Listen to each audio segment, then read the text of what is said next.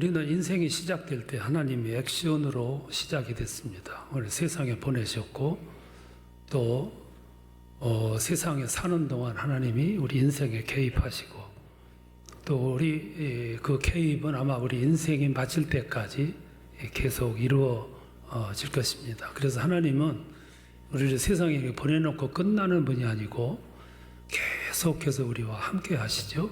섭리하시고 돌보시고 또 인도하시는 사역을 쉬지 않으실 겁니다.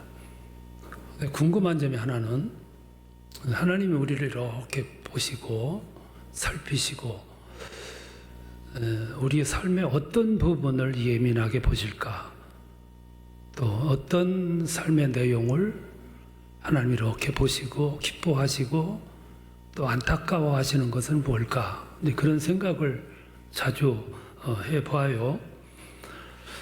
하나님은 우리가 성공했을 때 기뻐하실까, 또 돈을 많이 벌었을 때 기뻐하실까, 또 하나님은 우리들이 세상에서 유명해졌을 때 기뻐하실까. 근데 신앙적인 안목으로 이렇게 들여다보면 오늘 실패도, 오늘 아픔도, 1등 말고 2등도 꼴찌도 다 거기 의미가 있는데, 뜻이 있고, 하나님 편에서 보면 또 그걸 통해서 섭리하기도 하시고 역사도 하시는데, 근데 오늘 우리는 너무 나타난 현실에 대해서 집중하는 경향이 많이 있습니다. 오늘은 이 부분을 좀 말씀을 드리려고 그래요. 그래서 제목을 내 인생을 향한 하나님의 관심사라 그렇게 정했습니다. 하나님이 하나의 계획을 세우셨어요. 큰 나라, 위대한 나라를 세우시기로 계획을 하시고 아브라함을 불러내셨어요. 아브라함은 2절에 보니까 내가 너로 큰 민족을 이루고 그랬어요. 아브라함을 통해서 뜻을 이루시려고 계획한 것이죠. 어느 날 하나님께서 그걸 떠나라 명령을 하십니다. 그래서 11장 31절에 보면 어느 날 데라가 그 아들 아브라함과 며느리 사라와 손자 롯을 데리고 떠났다 그랬어요. 데라는 아브라함의 아버지죠. 그 데라에게는 3형제 아들이 있었어요. 아브라함과 또 하란과 또 마지막 나홀이 있었는데, 하란은 일찍 죽었고 그 죽은 아들의 손자가 롯입니다. 그리고 세 번째 나홈은 지금 저 하란에서 살고 있어요. 그래서 이제 우르를 떠납니다. 목적지가 어디냐 하면은 가나안이었어요. 오늘날로 말하면 예루살렘입니다. 근데 11장 32절에 보면 하란에 도착하자마자 아버지 데라가 죽어요. 뜻을 이루지 못하고 죽었습니다. 어떻게 보면 불행인데, 또 달리 해석하면 데라라고 하는 사람은 위대한 첫 발을 내디디게 한 장본인이에요. 우상의 도시를 떠나게 한 동기를 제공했고 결단하는 역사를 일으켰어요. 근데 그때 아브라함은 이제 아버지도 여기서 세상을 떠났고 또 그 하란에는 동생 나홀이 살고 있어요. 그래서 떠나고 싶지 않았을 거예요. 그래서 성경은 75세라는 것을 강조해요.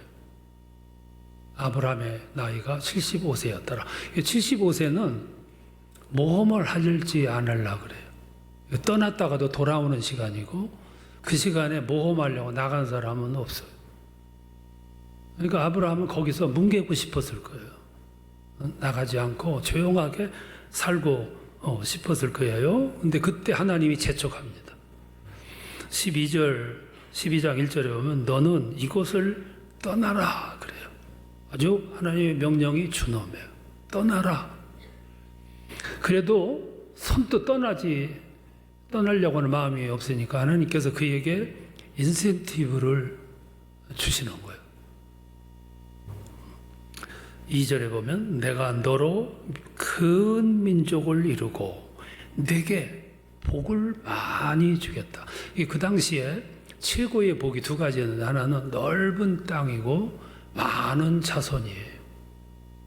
이게 하나님이 아브라함에게 그런 약속을 인센티브로 주는 거예요. 이걸 가리켜서 비전이라 그래요. 여러분, 사람은요, 비전이 주어지면 물불 안 가립니다. 모험을 감행합니다. 여러분, 사람은 돈 없으면 살 수 있어요. 먹을 게 없고 가난해도 살 수 있어요. 근데 미래, 기대, 희망, 비전이 없으면 살 수가 없어요. 이게 중요한 거예요. 아브라함이 그 비전을 지시를 받고 용기를 내서 하란을 출발해서 마침내 세겜에 도착합니다. 그 길을 왔어요. 그 길을 올 수 있었던 오직 동기는 하나님이 주셨던 비전이에요. 꿈. 내가 너에게 복을 주리라. 넓은 땅을 주리라. 그래서 도착을 했습니다. 하나님이 약속하신 땅이니까 얼마나 좋을까. 환상을 가지고 와서 이렇게 둘러봤겠죠. 정찰을 해보니까 생각과 너무 달라요. 황무지, 사막, 아무것도 없어요. 너무 다르니까 충격이 주어지겠죠. 이때부터 아브라함이 길을 잃기 시작해요. 여러분, 아브라함이 길을 잃게 된 것은 눈에 펼쳐진 열악한 현실이 그로 하여금 길을 잃게 만들었어요. 기대와 너무 달라. 막막했겠죠. 그래서 혼동이 오고 길을 잃게 됩니다. 사람들이 잘 살다가 때로 길을 잃게 되는데 그때가 언제냐면은 열악한 환경에 처하게 될 때 길을 잃어요. 현실이 무서운 거야. 아무 건더기가 없는 현실, 삭막한 현실, 거기 빠지면 이성을 잃지요. 뜻도 잃고 철학도 잃고 중심도 잃어요. 사업을 한참 이렇게 해가는데 어느 날 좀 뭐가 잘못되더니만 기울기 시작하더니 부도징조가 나왔어요. 그게 현실이야. 정신이 혼동되는 거죠. 병이 조금 깊어지더니 요즘에 이상한 상태로 빠져버려요. 진단을 해보니까 중병에 진입을 했어요. 근데 그때부터 혼란이 오는 거예요. 왜? 그것이 현실이니까. 오늘의 현실, 이것이 아브라함으로 하여금 길을 잃어버리고 목적지를 놔두고 방황되게 하는 순간이었어요. 그래서 아브라함이 방황됩니다. 먼저 8절에 보면 북쪽으로 19km를 올라갑니다. 베델이라는 곳이에요. 거기 갔는데 거기도 똑같아요. 그래서 9절에 보면 점점 남방으로 옮겨갔더라. 그래서 이 남방은 애굽이에요. 그러니까 당시 애굽은 나일강이 있었어요. 그래서 가뭄을 몰라요. 언제나 곡식이 풍부해요. 특별히 나일강의 삼각주는 비옥하기가 그지없는 땅. 애굽은 먹을 것이 풍성했어요. 그런데 아브라함이 먹고 살기 위해서 지금 애굽으로 내려가고 있어요. 아브라함은 거기 가면 안 되죠. 왜 그러냐? 하나님께서 찍어주신 지점과 점점 멀어지는 길이 애굽행이에요. 하나님이 찍어주신 방향과 반대 방향이 애굽이에요. 신앙인은 가지 말아야 할 곳이 있는데 이 아브라함이 지금 애굽으로 내려가고 있어요. 근데 이 대목을 여러분 자세히 보세요. 이 대목이 이 본문이 오늘 아침 여러분들에게 주시고자 하시는 중심 메시지예요. 여기 보면 눈 크게 뜨고 바라봐야 할 부분이 있어요. 아브라함이 지금 애굽으로 이렇게 가고 있는데 하나님이 보고만 계시지 막지를 않는 거예요. 지난 시간에 말씀드린 대로 나오미 가는 길을 막지 않은 것처럼 보고만 계시고 막지를 않아. 이 부분을 여러분들이 살펴보시기 바랍니다. 근데 하나님이 막지 않으신 것이 아니고 막으셨어요. 큰 소리 치셨어요. 가지 말라고. 영감을 통해서도, 영적 채널을 통해서도 메시지를 주셨어요. 양심을 통해서도 거기 가면 안 된다는 주의를 주셨는데 아브라함이 못 들은 거예요. 왜 못 들었냐면 애굽으로 가야 된다는 마음이 너무 강했어. 그러니까 그 음성이 안 들리는 거예요. 여러분들이 무엇을 하려고 계획을 하고 콜똘했을 때는 무슨 말씀이 와도 안 들려요. 주위에서 아내가 부모님들이 반대해도 안 들려. 그러니까 가는 거예요. 애굽으로 가는 거지. 그래서 이 대목에서 필요한 게 뭐냐면 묵상이라는 거예요. 여러분, 기도는 내가 일방적으로 쏟아놓는 행위가 기도예요. 묵상은 내가 쏟아놓는 걸 중단하고 주시옵소서 듣겠습니다. 그게 묵상이거든. 이게 조용히 앉아가지고 위로부터 들려오는 소리가 음성으로 들려오든지 감각으로 들려오든지 영감으로 들려오든지 양심으로 들려오든지 생각으로 들려오든지 들려올 거라고요.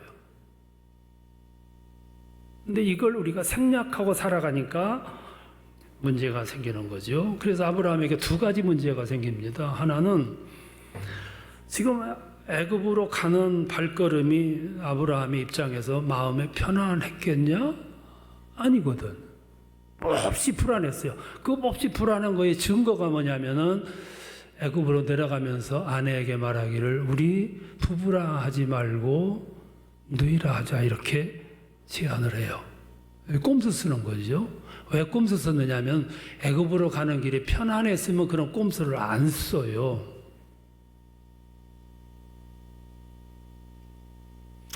여러분, 우리가 이렇게 살아가면서 이 길이 하나님이 기뻐하시는 길일까 아닐까를 분별할 수 있는 기준이 내 마음이 평안하냐 불안하냐 그 생각을 해보세요. 내가 가는 길이 하나님 기뻐하실 것 같으면 불안할 이유가 없잖아요. 그러니까 지금 아브라함은 다 알면서 그 길을 가는 거예요. 이게 불안한 거죠. 또 두 번째 모습이 아브라함이 애굽으로 이렇게 방향을 틀 때 하나님께 이 길로 가도 됩니까? 여쭈어봤냐면 안 여쭤봤어요. 물었어야지요. 왜 물어야 하냐면 여기까지 가라 하신 분은 하나님이세요. 그래서 그 명령에 순종해서 왔어요. 왔는데 여건, 환경, 처지가 아니야 이건. 아니면 물어야지. 어떻게 해야 됩니까? 어디로 가야 됩니까? 기다릴까요? 어떻게 해야 됩니까? 근데 안 물어요. 그러니까 지금 왜 안 물었냐면은 아브라함도 지금 이렇게 가는 길이 아닌 것을 알고 있어요. 그래서 안 물은 거예요. 여러분들 똑같잖아요. 여러분 기도 안 하잖아요. 안 하고 일을 저질러. 가버려. 결단 내버려. 그러니까 형통해야 할 길을 가야 할 성도들이 때로 아픔을 당하는 거죠. 그러니까 아브라함이 가가지고 얼마나 고난을 당합니까? 그러니까 여기서 우리가 알아야 될 것은 이 아브라함의 모습이 누구 모습이냐 하면은 내 모습이고 여러분들의 모습이에요. 이 이야기가 아브라함의 이야기로 끝나면은 이 이야기는 역사 얘기예요. 근데 아브라함의 이야기가 누구 얘기냐면 나의 이야기다. 이때의 성경은 살아서 나한테 다가오는 거예요. 역사하시는 거. 지금 살아가는 모습이 여러분이나 나나 방법이 똑같아요. 아브라함처럼 살아가. 붙지도 않고. 그래서 형통해야 될 하나님의 자녀들이 세상에서 고난당하는 거죠. 그 결과 아브라함이 애굽에 가가지고 아내를 뺏기잖아요. 아내를 뺏기고 나서 아브라함의 심정이 어땠을까? 성경은 그걸 설명을 안 합니다. 왜 하냐? 그 우리들이 너무 잘 알아요. 아브라함의 심정이 어땠을까? 너무 잘 알고 설명을 성경을 안 넣는다고. 근데 묘한 것은 아브라함이 또 실수를 해요. 근데 어떤 실수냐면 똑같은 실수를 반복해. 아브라함이 저기 애굽에서 혼쭐을 나고 베델로 올라갑니다. 베델에서 살기 어려우니까 헤브론으로 갑니다. 헤브론도 어려우니까 그랄로 내려가요. 그랄 읍내에 가까워지자 또 제안하는 거야, 아내한테. 창세기 20장 2절에 보면 누이라 하자. 부부라고 하면은 난 죽이고 당신만 살려줄 거다. 누이라고 하자. 똑같은 고난을 또 겪어요. 사람들이 실수하는 걸 보면 재작년에 실수하면 금년에 또 똑같아요. 패턴이. 나만 똑같으냐? 이웃 사람도 똑같아요. 이게 아브라함의 DNA가 내 속에도 있는 거예요. 사람들이 반복해서 똑같은 사건이 일어나게 되는 거죠. 우리의 삶의 내용을 이렇게 들여다보면 매일매일 선택의 삶이잖아요. 선택해야 되고 결정해야 되고 때로는 결단도 해야 되고 때로는 이렇게 밀려났던 것도 결정을 해야 될 때가 와요. 그것이 오늘 점심 뭘 먹을 거냐 이런 선택 같으면 괜찮은데 미래하고 직결된 문제들을 결정해야 된다면 얼마나 여러분 긴장이 돼요? 그래서 우리의 삶이 피곤한 거예요. 그래서 생각이 뭐냐면은 하나님이 이런 때 이리 가라 저리 가라 말씀만 해주시면 얼마나 좋을까? 운명적인 갈래길에 이렇게 처했을 때 하나님 외면하지 마시고 좀 시원하고 화끈한 말씀으로 오른쪽으로 가 왼쪽으로 가 데비처럼 이렇게 해주신다면 얼마나 좋을까? 집을 살려고 할 때 살까 말까 사야 되나 말아야 되나 할 때 지금 안 사면 후회할 거야 빨리 사 하든지 기왕에 살 거면 저기 가야 많이 오르니까 그리 가 이래 주신다면 아브라함이 지금 미친 듯이 애굽으로 내려갈 때 거기 가면 안 돼. 심지어는 다리를 또 분질러 놓든지 이라도 하신다면 얼마나 좋겠냐 그 말이에요. 좋겠죠? 근데 그게 여러분들 지금 어린 아이들한테 쓰시는 생활 방식이에요. 어린 아이들한테 그러잖아요. 먹어라, 입어라, 더 먹어라, 학교 빨리 가라, 늦었다, 빨리 와라, 놀지 말고 자가라, 공부하거라, 매일같이 그러잖아요. 근데 그 아이가 컸어. 결혼을 해서 살고 아이를 낳고 살아. 그때도 가가지고 앉아라, 서라, 먹어라, 입어라 하면 어떻게 되겠어요?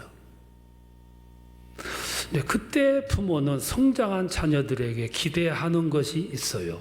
그 기대하는 게 뭐냐면 성숙한 판단을 스스로 하고 결정하고 그리고 판단을 스스로 옳게 해서 옳은 성숙한 행동을 해주기를 바라는 것이 부모의 마음이에요.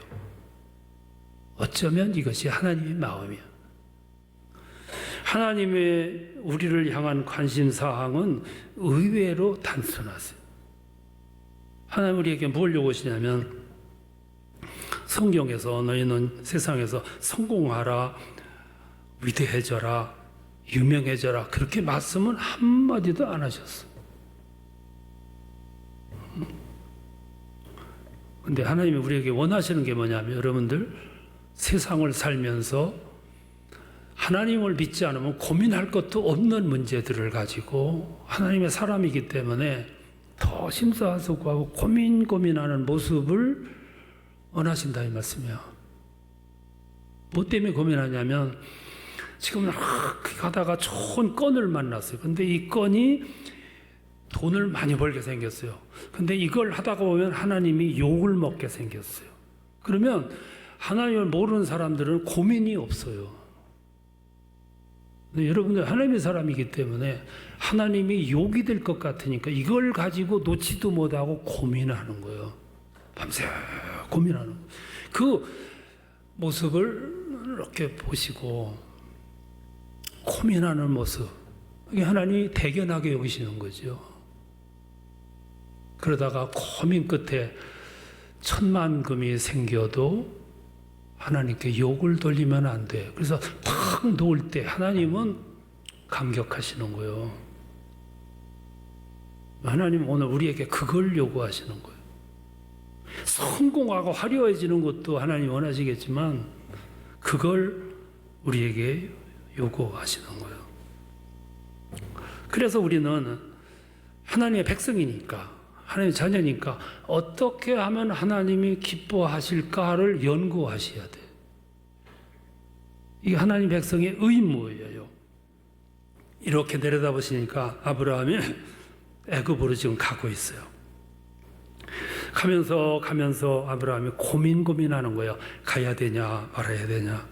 이 길은 하나님이 원하시는 길이 아닌데, 이 길은 목적지하고 점점 멀어지는 길이고 반대 방향인데 아닌데. 그러고 위에서 이렇게 보시는 하나님은 고민하다가 돌아오기를 기대하시는 게 하나님의 마음이에요. 근데 보니까 아브라함이 줄기차게 열심히 가고 있어요. 그렇다고 하나님이 그 앞에 철조망을 쳐서 못 가게 하게 하시겠냐 그 말이에요. 그냥 갔다가 혼쭐 나고 와서 이것이 아니구나. 그래서 아이들 보면요, 탁 얘기하면 알아차리는 아이가 있고, 어떤 아이는 하나 얻어맞아야 알아차리는 아이 있고, 어떤 아이는 얻어 터져도 모르는 아이가 있어요. 이게 신앙의 수준이잖아요. 그게 하나님의 기대였어요. 근데 우리가 알 것은, 내가 이 세상에 온 것은 하나님의 섭리에 의해서 왔어요.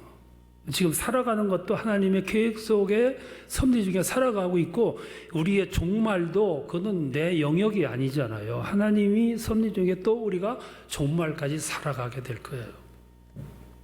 이렇게 살아가는 삶에 하나님은 우리가 어디서 살고 얼마만큼 돈을 벌었고 큰 집에서 살고 얼마만큼 화려하게 성공했느냐, 그것도 중요시 하시겠지만, 하나님의 뜨거운 관심사는 우리가 세상을 살면서 어떤 사람으로 살고, 얼마나 하나님의 형상을 이루고 살고, 얼마나 하나님의 인격에 푹 익은 채 살아가는가를 더 중시하신다 이 말씀이야. 이게 하나님의 관심사예요. 그리고 우리가 순간순간마다 갈래길을 만나고 결정해야 될 때 우선 이것이 하나님께 영광이 되는 것인가를 따지는 그 마음을 하나님이 기뻐하신다 그 말이죠. 그리고 기도할 때 이걸 꼭 이루어 주세요. 금식해가며 철야해가며 그렇게 기도하는 것도 중요하지만, 주님이 이대로가 좋습니다. 그 기도가 훨씬 더 임팩트가 있잖아요. 병이 좀 더 악화되고 있어요. 주님 기적같이 오늘 밤 당장 고쳐주세요. 그 기도도 힘이 있지만, 주님 잘 견디게 해주세요. 주님 뜻대로 이루시옵소서. 얼마나 소망적인 기도입니까? 그것이 그의 나라와 그의 의를 구하는 기도거든. 그 기도가 능력이, 힘이, 소망이. 우리는 그렇게 살아가는 사람들이에요. 네, 우리는 그렇게 살아가는 거예요. 그리고 기다려보는 거예요.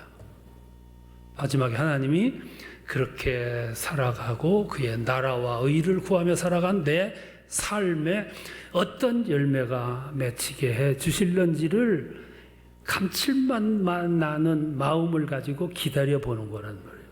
그 기다림이 얼마나 소망적이에요? 오늘 사람들의 삶은 기다림이 없는 삶이에요. 기다림이 있다면 어떤 불길한 열매가 맺을까? 그 기다림보다는 어떤 소망스러운 열매를 맺히게 해 주실까? 그걸 고대하면서 살아가는 하루하루의 삶이 얼마나 행복하냐고 말해요.